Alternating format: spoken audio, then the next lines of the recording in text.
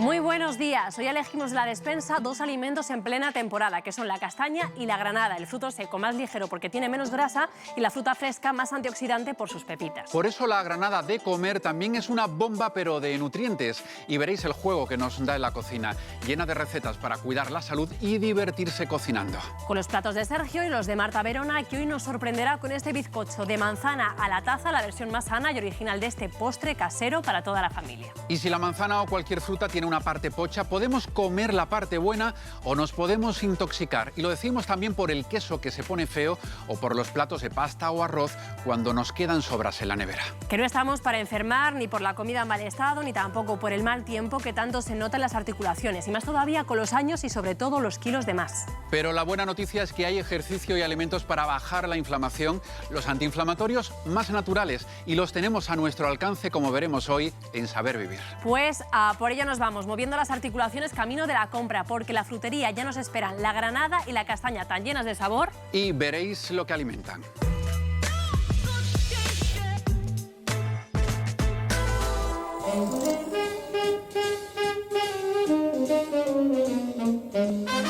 Me encanta el otoño, nos ofrece preciosos paisajes y frutos como estos.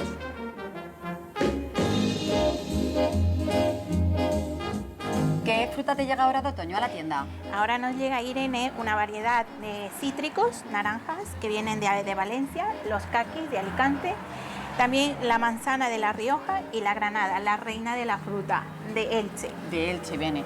La granada, un superalimento o superfruta, junto con las uvas, por su poder antioxidante tan grande como tiene. Yo en general en consulta recomiendo que aprovechemos ahora el otoño con todos estos colores tan bonitos que nos aportan un montón de pigmentos para reforzar todo nuestro sistema inmunitario, pero en concreto la granada es muy interesante incluirla en nuestras dietas y sobre todo la gente que está a pérdida de peso porque tiene muy bajo contenido calórico. Tiene un altísimo potencial antioxidante que lo que nos va a ayudar mucho es a reforzar nuestro sistema inmunitario, tanto por dentro como por fuera. Yo la recomiendo muchísimo, además es una fruta que queda muy bien tanto para zumo como para combinarla en un montón de platos, por ese punto tan visual que tiene, ¿no? Ese color tan vivo. Y cosas que yo recomiendo muchísimo es que la combinemos con un yogur, porque el yogur es un probiótico y la granada es un prebiótico, entonces hacen un tándem perfecto para reforzar todo nuestro sistema inmunitario. Luz, no te puedes imaginar cómo me recuerdan las castañas a mi infancia. Mi madre nos las asaba, a mi hermana, a mí, a mi padre, nos encantaban. Estamos, Irene, en temporada de frutos secos. Ajá. La almendra, por ejemplo, que viene de Andalucía, la avellana de Cataluña, la nuez de Cuenca y bueno, pues la estrella, la castaña. La castaña además que tiene un interesantísimo valor nutricional, porque en comparación con otros frutos secos tiene un 50% de agua, por lo tanto a nivel calórico es mucho menor. Te digo, una castaña tiene unas 190 calorías por 100 gramos frente a una nuez que casi nos vamos a las 700. Muchísimo. Es muy interesante las dos porque tienen ácidos grasos muy buenos, pero a nivel de dieta, digamos, la castaña es pues la reina de las dietas por su poder saciante, por su alto contenido en fibra. ¿Te parece que te ponga algunas granadas y algunas castañas? Me parece perfecto. Bueno, aprovechad estos frutos de otoño y disfrutarlos en familia. Hasta la próxima.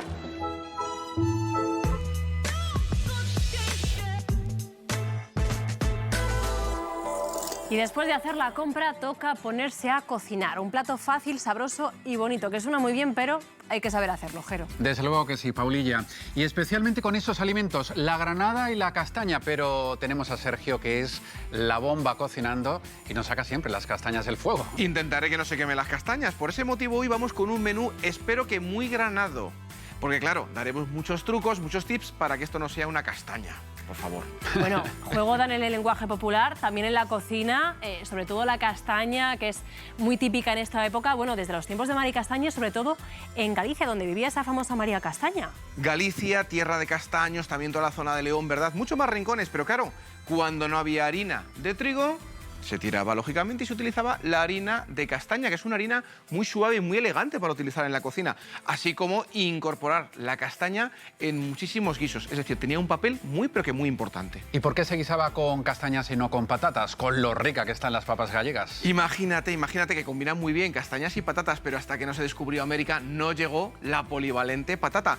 ¿De cuántas hambrunas ha salvado la castaña, así como la bellota, así como muchos productos que deberíamos de poner, vamos, en un altar por su pasado, por su presente y por su futuro? Sin duda. De momento, el homenaje, ¿qué os parece si lo hacemos combinando un plato de cuchara calentito de legumbres con castaña? ¿Lo vemos? Qué rico, venga. Elabora un guiso de legumbres muy original. Combina garbanzos, castañas y hortalizas. Pica finamente en dados pequeños el ajo, los pimientos, la cebolleta y el nabo. Sofríe con unas gotas de aceite los ajos, los pimientos, la cebolleta y el nabo. Incorpora la carne tierna de castañas, una pizca de pimentón y riega con un caldo de ave o verduras. Mantén la cocción unos minutos. Por último, añade los garbanzos previamente cocidos, salpimienta la mezcla y da un ligero hervor. Sirve esta elaboración muy caliente. Color, aroma, como podéis ver. Oye, y si no tenemos castañas frescas como estas que tenemos por todo el bodegón, podemos utilizarlas deshidratadas. Las compramos, que las venden deshidratadas normalmente en el apartado de frutos secos y demás.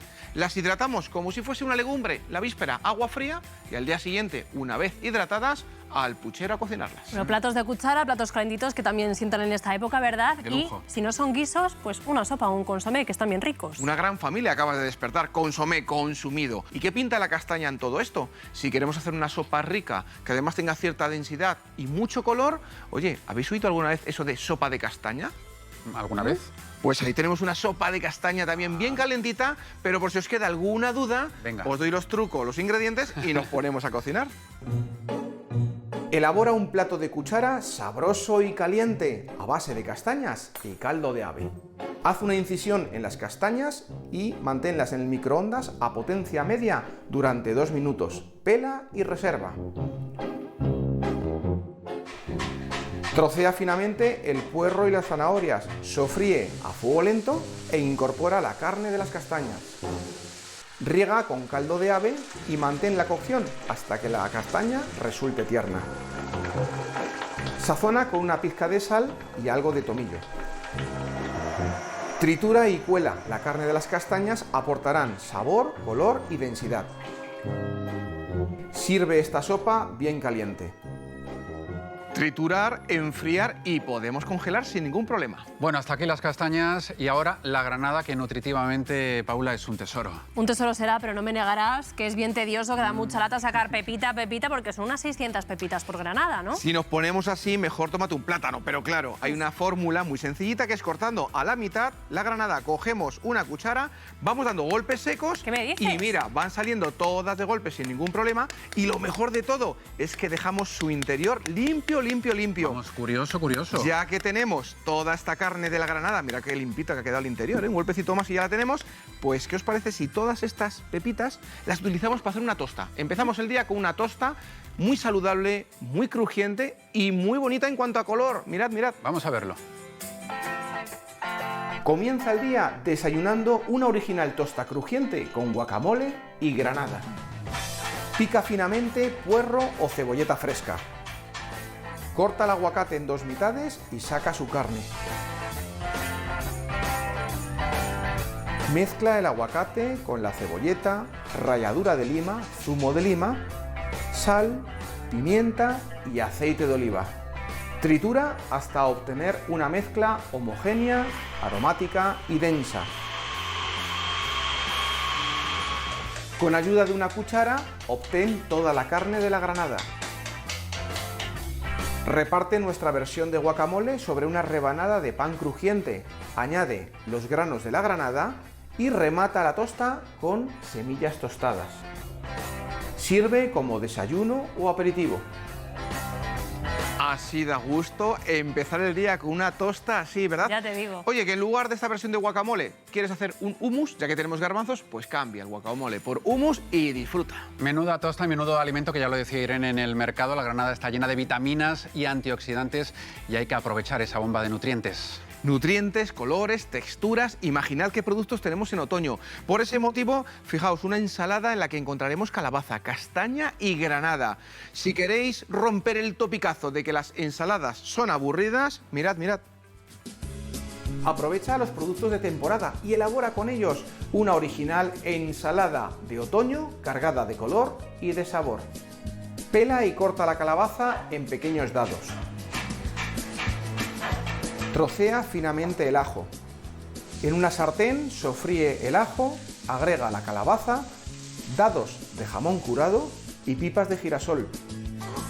Tritura en la jarra aceite y un diente de ajo. Pinta un bol con esta mezcla e incorpora la escarola y los brotes tiernos. Remueve para que se impregnen de aroma y de sabor. Desgrana la granada y obtén su carne. Añade sobre las hojas de escarola el salteado y la granada. Riega con aceite de oliva, una pizca de sal y pimienta. Sirve frío como entrante o como acompañamiento. Y esta ensalada la podríamos hacer, si no tenemos granadas, con frutos rojos. Lo único que, ojo, los frutos rojos los ponemos al final, porque suelen desteñir y a lo mejor toda la ensalada se nos pone roja. Verdad. Pero lo más importante, si saboreas la vida, te comerás el mundo. Bueno, pues ten claro que nos lo vamos a comer, no tengas duda. Muchas gracias, A Sergio. vosotros. Todos a la frutería este fin de semana, que saber vivir empieza comiendo bien y haciendo más ejercicio, aunque llueva o haga frío, que las articulaciones están para moverlas, Gelo. Y cuanto menos se muevan, más costará moverlas. Piernas y brazos, brazos y piernas, porque el movimiento es salud.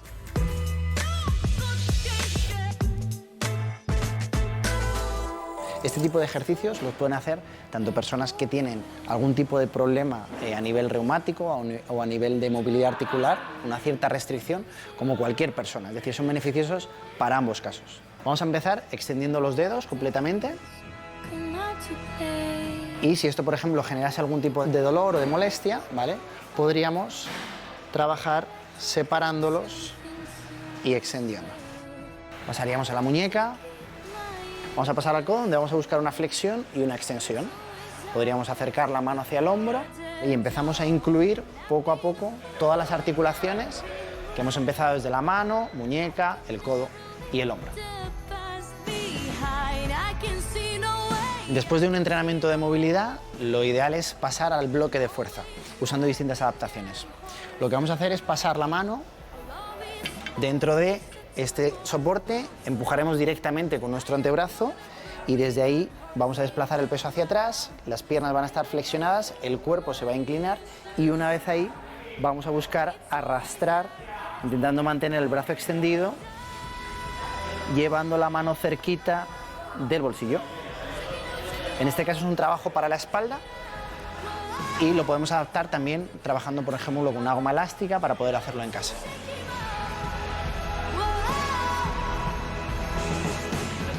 Esta cuesta más.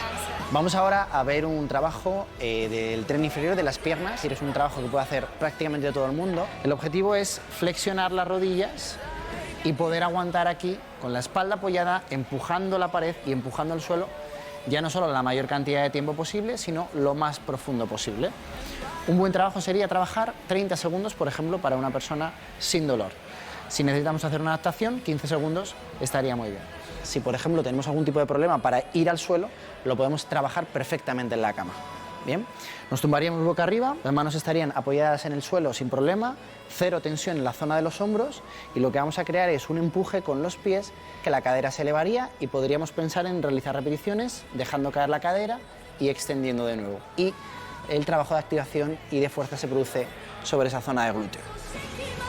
Gracias a poder entrenar, hacer entrenamientos de fuerza, a día de hoy soy totalmente independiente y no necesito ningún tipo de apoyo en mi día a día.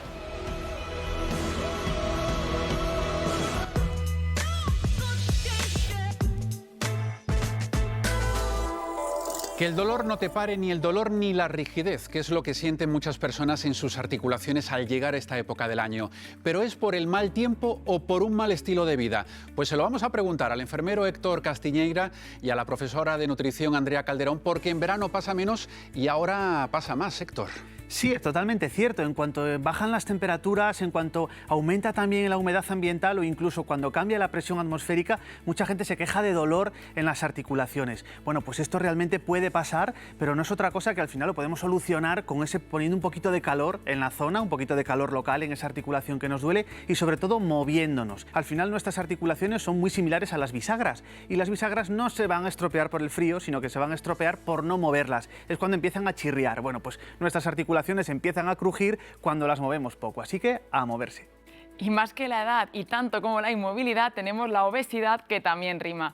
Y es que sabemos que un exceso de peso va a añadir carga a las articulaciones, pero es que además una mala composición corporal, es decir, con un exceso de grasa o con una baja masa muscular, también va a generar una tendencia proinflamatoria en el cuerpo que es dañina para las articulaciones. Es decir, una inflamación crónica, pero de bajo grado, leve pero constante, que cada vez va a ir generando un mayor daño y un mayor desgaste articular, que se va a notar más con la edad, hombres en torno a unos 60 años en adelante o mujeres en la época de la menopausia, en la que además hay un bajón de estrógenos que hace que sea un poquito más fácil acumular esa grasa corporal. Pues si la edad no podemos cambiarla, Andrea, habrá que poner remedio a lo demás, controlando el peso y cuidando así las articulaciones. Y podemos empezar por el desayuno, que es la comida que peor hacemos y además muchas veces sin saberlo, porque es donde vamos a añadir muchísimos alimentos y sobre todo ingredientes que son justamente dañinos para las articulaciones, que son proinflamatorios. ¿Qué destacamos? El azúcar añadido, el azúcar de bollería, de galletas, las harinas blancas o refinadas, grasas refinadas de baja calidad. Si es que al final el desayuno es un cóctel de ingredientes que solamente van a generar daño a las articulaciones y además que también van a ser calorías, mucha cantidad de calorías de baja calidad que para nuestro peso no va a ser bueno. Y con menos sobrecarga de peso, menos desgaste en las articulaciones que duelen más cuanto más se desgastan, ¿no, Héctor? Sí, eso realmente es por el cartílago. Mira, el cartílago es algo así como el neumático en el coche. El neumático protege la llanta y es la superficie de rozamiento. Bueno, pues en este caso el cartílago lo que hace es proteger nuestros huesos y hace que rocen uno contra el otro. Están con esa superficie de rozamiento. En cuanto se desgastan, pues claro, evidentemente empiezan a doler. Mira, los cartílagos son esto que vemos ahora mismo en las imágenes, en esto en azul, y vemos ahí cómo rozan y cómo hacen de amortiguación también entre esas articulaciones. En cuanto el coche va muy cargado de peso, el neumático se desgasta más. Bueno, pues con esto sucede exactamente igual. Cuando tenemos demasiado peso corporal, estos cartílagos se desgastan más y sufren más y amortiguan peor. ¿Y hay alimentos amigos de esos cartílagos que nos ayuden a cuidarlos, Andrea? Claro que los hay y los que más podemos destacar son, como siempre, verduras y hortalizas y las frutas, que van a ser grandes aliadas por dos motivos. El primero, porque aportan muy poquitas calorías, pero muy saciantes por la fibra dietética, con lo cual nos va a ayudar a controlar nuestra grasa corporal dañina para las articulaciones. Y por otro lado, porque tiene nutrientes, en concreto antioxidantes o la vitamina C, que son muy necesarias también para las articulaciones. En concreto para los condrocitos, que es como se llaman las células del cartílago, y también para la síntesis natural de colágeno, que es fundamental en estos tejidos. Y otro podemos destacar, que es el azufre, contenido en antioxidantes que se llaman sulforafanos, que encontramos en coles, en el brócoli, y que bien podemos reconocerlos porque cuando los cocemos tienen ese olor tan característico, que no suele ser muy agradable, pero significa que están ahí presentes y son muy buenos para la articulación. Bueno, pues ya sabemos cómo cuidar los cartílagos de las articulaciones para que se desgasten menos, pero ¿y la inflamación por qué aparece, Héctor? Bueno, pues esa inflamación no es otra cosa que el resultado de una agresión. En cuanto ese cartílago sufre, pues bien porque se ha desgastado, por un golpe o por lo que sea se va a producir ese proceso inflamatorio. Lo vamos a ver rojo, lo vamos a ver inflamado. Eso es porque los vasos sanguíneos se dilatan, venas y arterias se dilatan para enviar más sangre a la zona para tratar de reparar los tejidos, pero también envía glóbulos blancos para tratar de combatir esa inflamación. Así que por eso vamos a verlo mucho más inflamado y mucho más enrojecido. ¿Y es verdad que hay alimentos que favorecen esa inflamación, Andrea? Claro, hay alimentos y sobre todo ingredientes de los alimentos que son proinflamatorios. Y yo aquí destacaría uno en concreto, que son las grasas omega 6, que son un tipo de grasas esenciales que se encargan de generar inflamación en nuestro cuerpo, que en su justa medida está claro que sí que es necesaria, pero en exceso hace que cada día vayamos teniendo más y más inflamación. y las vamos a encontrar en aceites vegetales refinados como girasol o la gran mayoría de los productos ultraprocesados que tenemos ahora en el supermercado, acompañadas de más ingredientes proinflamatorios como azúcar, harinas refinadas. También tenemos que incluir aquí la carne roja, sobre todo la carne procesada es proinflamatoria, e incluso se están estudiando algunos aditivos, por ejemplo los potenciadores del sabor o el tan conocido glutamato monosódico que da ese sabor tan rico, es cierto, a los alimentos, pero que contribuye a la inflamación. ¿Y qué tomamos para combatir la inflamación? Pues antiinflamatorios, ya lo dice la palabra. Claro, Jero, pero hay que tener cuidado con esos antiinflamatorios, porque sí que es cierto que son buenos, los tomamos, nos baja la inflamación, nos sentimos mucho mejor y calma el dolor, pero ojo, porque no podemos, primero, no podemos pasarnos de dosis y segundo, no podemos prolongar el tratamiento más allá de lo que nos ha indicado el médico. ¿Por qué? Porque tienen efectos secundarios y el principal de esos efectos secundarios es el daño que nos pueden provocar en el estómago, así que por arreglar la articulación vamos a estropear el estómago con una úlcera o incluso con una perforación gástrica. Así que ojo con ellos. Y para evitar esos efectos secundarios, ¿no será mejor acudir de nuevo a los alimentos? Porque algunos dicen, Andrea, que son antiinflamatorios.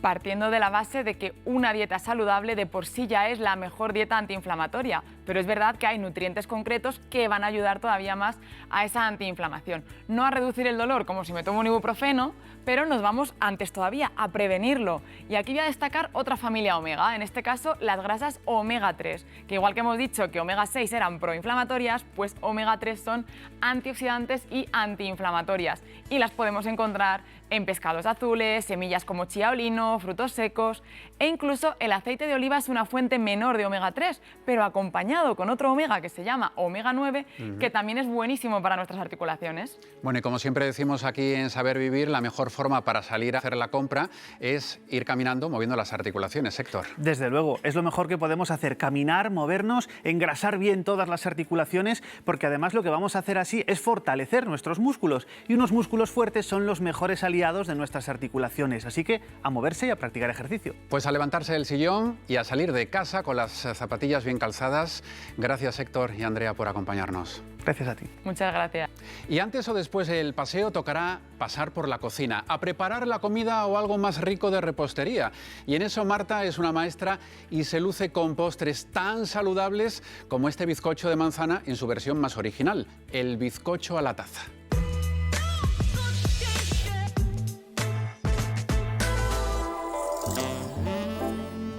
Las ganas que tengo de tomar un bizcocho, pero es que no tengo. Ahora lo que sí que tengo es una taza. Voy a hacer un bizcocho a la taza en 2 minutos. Mira. Ingredientes. Una manzana, 2 cucharadas soperas colmadas de cacao puro, un huevo, una cucharadita de canela, una cucharadita de levadura química y como topping delicioso, nueces. ¿Sabíais que la manzana es una gran aliada para controlar la tensión arterial? Porque está cargadita de potasio. Y no solo eso, como todas las frutas tienen mucha fibra, pero ojo, es fibra insoluble que ayuda a regular el tránsito intestinal. Además, la canela es un aromático que nos recuerda a sabores dulces y nos permite no echar de menos el azúcar.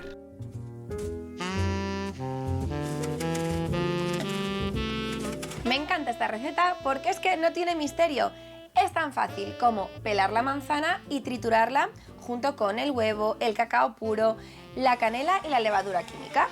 Vertemos toda la mezcla en una taza grande, añadimos las nueces y al microondas a máxima potencia durante 2 minutos. ¿Fácil o no? Es que mirad, es perfecto para un antojo. Rápido. Y rico.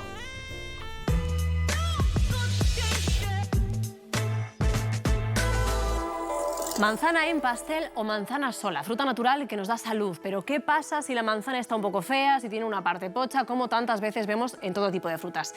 ¿Se puede consumir la parte que está buena o podemos enfermar por querer aprovechar esos alimentos? Nos lo aclaran hoy Beatriz Robles y Mario Sánchez, autor del libro A tomate pocho, no le hinques el diente. Porque, Mario, ¿decir pocho es decir peligroso para la salud o no siempre es así? Depende del caso. Aquí tenemos que hacer varios matices, porque una cosa es que el alimento esté un poquito ya empezando a degradarse, ¿no? A deteriorarse esa piel, pero cuando cuando ya han aparecido esos mohos, ¿no? Cuando el pelillo blanco ha asomado, ha aparecido en el alimento, ahí ya tenemos un riesgo para la salud. No quiere decir que vayamos a intoxicar, a enfermar, esto es una cuestión de probabilidad, pero desde luego hay que decirlo bien alto, bien claro, que consumir este tipo de alimentos puede tener riesgos para la salud.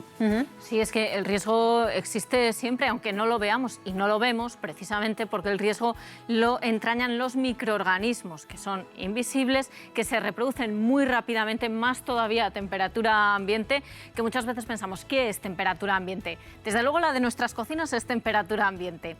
Entre 0 y 8 grados son temperaturas de refrigeración, pero sí que conviene programar el frigorífico por debajo de 5 grados, porque a partir de 5 grados ya hay microorganismos que se reproducen bien y se reproducen a más velocidad todavía cuanto más suba la temperatura y más se acerque a estas temperaturas ambiente, que son las que tenemos en nuestra casa habitualmente y en nuestra cocina desde luego. ¿Y qué pasa si lo que tenemos en nuestra nevera, Mario, son sobras de arroz o de pasta? Ahí tenemos un problema adicional, porque son dos alimentos especialmente perecederos y delicados. Solamente deberíamos, Paula, atención, consumirlos después de 24 horas en el frigorífico. 24. Es una cifra que llama mucho la atención porque es muy breve, muy corta, y se debe a la presencia de una bacteria patógena que se llama Bacillus cereus. Esta bacteria contamina de alguna forma el alimento de origen. Además, la bacteria sintetiza, segrega toxinas que son especialmente preocupantes porque aguantan temperaturas de cocinado. Y ahí está el problema, que aunque cocinemos, no destruimos la bacteria, ni la toxina, ni este tipo de cuestiones que pueden llevarnos, ¿no?, a enfermar a largo plazo. Por eso, a mayor tiempo, mayor riesgo y solamente 24 horas en el frigorífico. 24. Nos da igual que lo hayamos tenido en el frigo o a temperatura ambiente, que todavía peor. Nos da igual pegarle ese buen calentón antes de comer, que parece que el calor lo mata todo, y no es así. Así que la recomendación, 24 horas máximo, ¿vale? Y con el resto de sobras, eso sí, darles un buen calentamiento previo, que humeen bien el resto de alimentos antes de consumirlos, y recordar que los alimentos no duran eternamente en el frigorífico, que un guiso de pescado o de carne nos va a durar como máximo 4 días. Lo mismo que nos va a durar una conserva que tengamos abierta, y ojo, nada de meterla en la lata directamente al frigo. La sacamos de la lata, la metemos a un envase cerrado y de ahí al frigo. Y luego hay otros como el arroz y la pasta o las salsas caseras que nos van a durar como máximo un día. Vamos, que hay que estar pendiente del tiempo, del reloj. ¿Qué pasa si el alimento, Beatriz, tiene moho? Bueno, pues cuando decimos que tiene moho es que han crecido un tipo de hongo, da igual el alimento, en fruta, en queso. Vemos la parte de fuera, el micelio, ese aspecto algodonoso, que vemos como ahí. pelillos. Eso es, pero esto es solo la superficie. El micelio está formado por hifas, que son estructuras como pelitos que entran, penetran en el alimento y son invisibles. Y el verdadero problema es que algunos hongos producen toxinas. Las toxinas pueden tener efectos adversos para la salud. Son invisibles también y pueden penetrar bastante en el alimento. Si el hongo aparece por arte de magia, ese moho, no es buena señal, ¿no? En este caso estamos hablando de un alimento con un alto contenido en agua, donde ese moho puede estar por todo el alimento repartido, puede haber contaminado todo el alimento. Por eso no nos vale con esto de quitar un trozo, el trozo feo, y comernos el resto. Aquí estamos entrando en ciertos problemas que, si bien no nos van a intoxicar como tal, sí que aumentan esos riesgos y que pueden tener ciertos problemas para la salud. Beatriz, ¿y si la fruta no tiene moho pero está fea? Bueno, es que tenemos que distinguir entre fea, porque, por ejemplo, se haya dado un golpe, o alterada y deteriorada porque estén creciendo microorganismos como esos mohos, esos hongos microscópicos. En ese segundo caso, crecimiento de mohos, lo tenemos clarísimo, no consumir. En el caso de que esté fea porque se ha llevado un golpe o porque está sobremadurada, bueno, pues ahí sí que tenemos que tener ciertas precauciones. Nos fijamos en que la piel esté íntegra, porque si no pueden haber penetrado microorganismos a la pulpa, y quitamos la parte que está más deteriorada y nos lo podemos comer. Mario, un caso muy típico. El queso curado, cuando tiene moho, ¿qué pasa? Ahí tenemos una excepción, Paula, porque hablamos de un alimento que no es como las frutas, no tiene tanto contenido de agua. Aquí tenemos un poquito más de seguridad, podríamos decir, porque es un alimento seco, que en este caso, si ha crecido en ese queso curado pues un poquito de moho, sí que podríamos retirar una parte, ¿no? Con cierto margen, unos centímetros de seguridad, y consumir el resto del alimento. Beatriz, yo te quería preguntar por otro tema. ¿Qué pasa cuando se nos quema un alimento, por ejemplo, la tostada? esa tostada quemada y que además nos gusta porque tiene un saborcillo. Cuando se pasa de dorado, pues ahí que nos puede pasar con la tostada, nos puede pasar con un filete empanado que freímos demasiado tiempo, con unas patatas fritas. Lo que se ha formado es acrilamida. Es un compuesto potencialmente cancerígeno que se forma cuando hay alta temperatura, alimentos con almidón, típicamente las patatas o ese empanado, y además algún aminoácido, fundamentalmente asparragina. No deberíamos consumirlo porque incrementa el riesgo de cáncer si lo consumimos de forma habitual. Mario, y esto yo lo hago mucho, de rascar encima del fregadero con un cuchillo a la parte quemada, ¿vale o no vale? Pues suena algo muy feo, ¿no? Que podría estar mal, ¿no? Ya de serie, pero realmente es una práctica que podría estar relativamente bien, ¿no? Teniendo en cuenta que la prevención siempre es la mejor solución, es decir, no llegar a ese grado, ¿no? De tostado, de quemado. Si por alguna casualidad del destino, por alguna mal inconveniente, ¿no? Hemos tenido la mala suerte que se ha quemado la tostada, sí que rascarlo nos puede ayudar a reducir esa cantidad de acrilamida, claro que sí. Pongamos el caso que no se nos quema, que sale bien la tostada o cualquier otro alimento, pero se nos cae al suelo en un descuido. Vaya. ¿Vale la regla esta de los 5 segundos? Esa famosa regla, ¿no? Cotidiana que todos hemos dado ya por hecha, como una verdad absoluta, ¿no? En casa, pues realmente parece a veces cosa de broma, pero hay estudios científicos, Paula, que han analizado esto de la regla de los 5 segundos. Científicos con bata en el laboratorio que se han dedicado a ver si cuando caen tostadas al suelo se adhiere esa suciedad y esos patógenos, ¿no? Como Salmonella, Escherichia coli y muchas otras bacterias patógenas. Y a la conclusión que han llegado es que cuanto más húmedo es el alimento, es decir, si una tostada tiene mermelada y mantequilla, pues va a acumular más suciedad y más bacterias que si por el contrario se nos cae la tostada sola, ¿no? Lo mismo pasa con otros alimentos húmedos como la mortadela. Así que en este caso la regla de los 5 segundos no quiere decir ahí que las bacterias estén con el cronómetro en marcha, aunque se te caiga al suelo la suciedad puede llegar, pero sí que es verdad que tiene cierto sentido.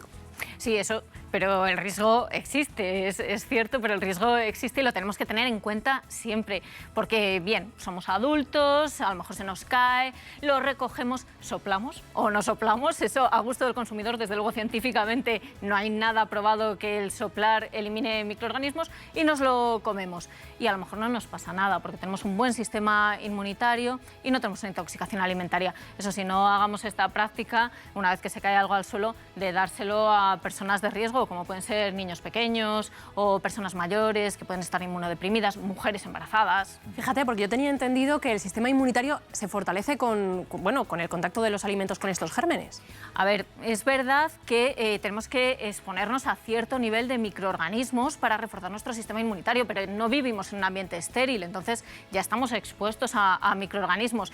Intentar reforzar nuestro sistema inmunitario exponiéndonos a riesgos de intoxicación alimentaria, pues desde luego no es la mejor idea. Tenemos que maximizar las buenas prácticas higiénicas en la cocina para evitar ese riesgo de intoxicaciones alimentarias, y una práctica súper sencilla que repetimos continuamente es el lavado de manos. Lavarnos las manos con agua y jabón, que con el jabón vamos a debilitar o eliminar los microorganismos, y lavárnoslas mientras cocinamos, antes de cocinar, después de cocinar y, por supuesto, por favor, cuando vamos al baño. En este caso es una práctica tan común, ¿no? Que ya damos por hecha, pero es que hay mucha gente todavía a día de hoy que no se lava las manos con agua y con jabón después de ir al aseo, luego manipula los alimentos y claro, ahí ya se arma una buena, ¿no? Hay una contaminación porque en nuestro propio cuerpo, ya no solo en las heces, sino en la piel, en la nariz cuando nos rascamos, en el pelo, puede haber algunas bacterias patógenas como Staphylococcus aureus, Salmonella, la E. coli, ¿no? Que mencionábamos antes, muy famosa, y cuando hacemos esto, si no nos lavamos bien las manos y destruimos esas bacterias, estamos entrando en riesgos para la salud, ¿no? Cuando cocinamos. Bueno, pues a lavarse las manos y a tenerlo siempre en cuenta. Muchísimas gracias, Beatriz y Mario. Gracias, Paula. Gracias. Ya sabemos cómo protegernos de los gérmenes. Ahora vamos a protegernos emocionalmente. Nada mejor que disfrutar de la vida como hizo uno de nuestros pintores con mayor renombre, Joaquín Sorolla. Y para eso os proponemos visitar su casa familiar en Madrid, convertida ahora en museo. Allí podemos contemplar sus obras que contagian todo el positivismo con el que vivía y pintaba. ¡Feliz semana! Y cuidaos mucho.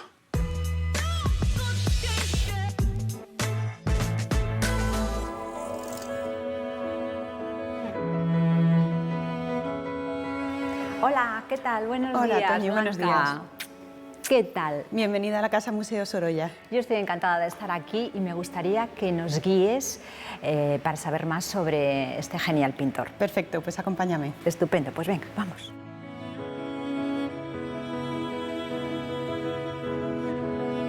Él disfrutaba muchísimo de la vida, de su familia y sobre todo de la pintura. Y yo creo que esa actitud tan positiva ante la vida, eso también se transmite mucho a aquel que viene a visitarlo y a ver sus cuadros.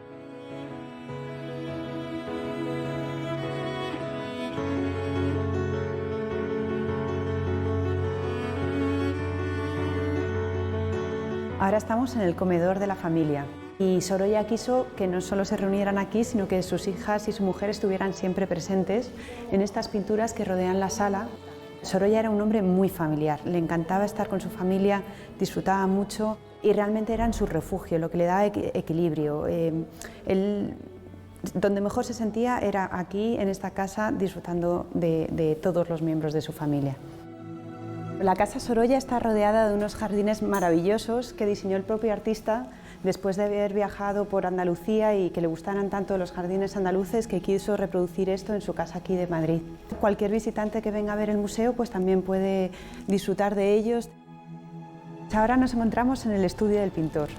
Aquí era donde Sorolla pasaba tiempo terminando sus pinturas. Realmente este no era su lugar preferido para pintar, porque donde él prefería pintar era al aire libre. Él siempre defendía que la pintura en la naturaleza era donde los cuadros le quedaban mejor, porque era donde verdaderamente podía captar la luz, los colores que tanto le gustaban y con los que tanto disfrutaba. Estas escenas de mar que son realmente las que le han hecho más famoso y donde él pues reflejaba esa vitalidad de los niños jugando con las olas, de las pescaderas, también disfrutando del sol y de la playa, e incluso de su familia también disfrutando de esos veraneos en los que podían pasear a orillas del mar, con el viento, con la brisa, con el mar, todas estas cosas, desde luego, Sorolla era muy vitalista.